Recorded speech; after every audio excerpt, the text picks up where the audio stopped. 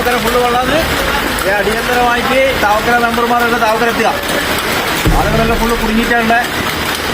പെട്ടെന്ന് താവക്കര വരല്ലാതെ വേഗം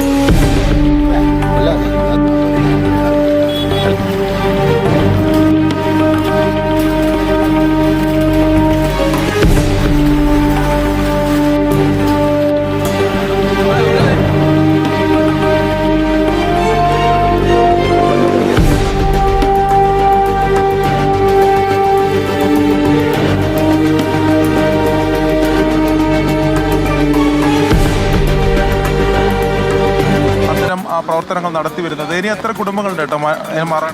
ഇതിലേക്ക് ഒരു 10-20 കുടുംബങ്ങളുണ്ട്. ഇനിയും 10-20 കുടുംബങ്ങളുണ്ട്. എല്ലാവരും അവിടെ മേലെ താമസിച്ച് നിൽക്കുകയാണ്.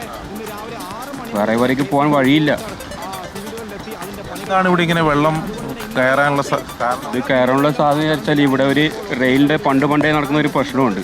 ആ പ്രശ്നമാണ് അത് ക്ലീനിങ് പ്രോപ്പറായിട്ട് നടക്കുന്നില്ല. അതൊരു ഒരു 4 പൈപ്പിലൂട്ടാണ് വെള്ളം പോകേണ്ടത്. അതിപ്പം 3 പൈപ്പും ബ്ലോക്കാണ്. ഒരു പൈപ്പിലൂട്ടേ വെള്ളം പോകുന്നുള്ളൂ. അത് ക്ലിയർ ആയാൽ തന്നെ നമ്മുടെ ഈ ഭാഗത്ത് വെള്ളം കയറില്ല. കുറേ കൊല്ലങ്ങളായിട്ട് പറഞ്ഞ് നടക്കുകയാണ്. കോർപ്പറേഷൻ്റെ അടുത്ത് പറഞ്ഞപ്പോൾ റെയിൽവേറ്റിൽ സംസാരിച്ചപ്പോൾ 1 കോടി രൂപ കെട്ടിയാൽ നമ്മളിത് ക്ലിയർ ആക്കി തരാമെന്ന് പറഞ്ഞപ്പോൾ കോർപ്പറേഷൻ ഒരു നടപടി ഇതുവരെയായിട്ട് എടുത്തിട്ടില്ല. നല്ല ഉയരത്തിൽ വെള്ളം ഇപ്പോൾ കുറച്ച് താന്നതാണ്. അത് നല്ല വെള്ളം ഉണ്ടായിരുന്നു. ഫയർഫോഴ്സ് ഫസ്റ്റ് രാവിലെ വന്ന് ഫയർഫോഴ്സുകാർ രാവിലെ വന്നിട്ട് കുറേ ആൾ ഷിഫ്റ്റ് ചെയ്തിട്ട് രണ്ടാമത് വന്നതാണ്. എല്ലാവരും മാറുന്നുണ്ടോ? കുറേ ആൾ മാറുന്നില്ല, കുറേ പറഞ്ഞിട്ട് മാറുന്നില്ല. പിന്നെ 2ാം നിലയിൽ എല്ലാവരും 2ാം നിലയിൽ നിൽക്കുകയാണ്. കുറേ നിർബന്ധിച്ചിട്ടാണ് ഇപ്പോൾ കുറേ ആളുകൾ മാറിയത്. അങ്ങനെ ഒരു പ്രശ്നമുണ്ട്. ആൾക്കാർ അത് എപ്പോഴും ഇത്തരം സാഹചര്യങ്ങൾ ഉണ്ടാവുന്നതാണ്.